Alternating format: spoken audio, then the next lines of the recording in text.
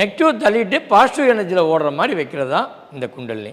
இந்த குண்டலினா என்ன அப்படின்னா, இந்த உடம்பில் காம உணர்வு அப்படின்னு சொல்லுவோம். நம்ம காமம் வந்துச்சுன்னா ஒரு உணர்ச்சி வரும். அந்த உணர்வுனால் உருவாகக்கூடிய விந்து தான் நம்முடைய உடலில் மிகப்பெரிய சக்தி.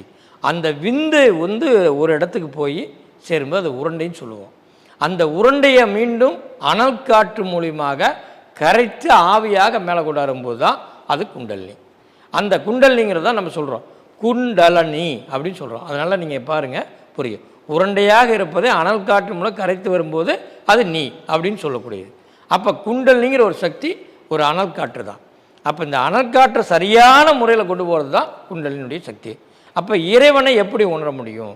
அப்போ இறைவன்னா யார் அப்படின்னா, இறைவன் அப்படின்னாவே ஒரு அதிர்வு, ஒரு சவுண்டு, ஒரு ஒளி. இந்த 3 மூலியமாக தான் இறைவன் இயங்கி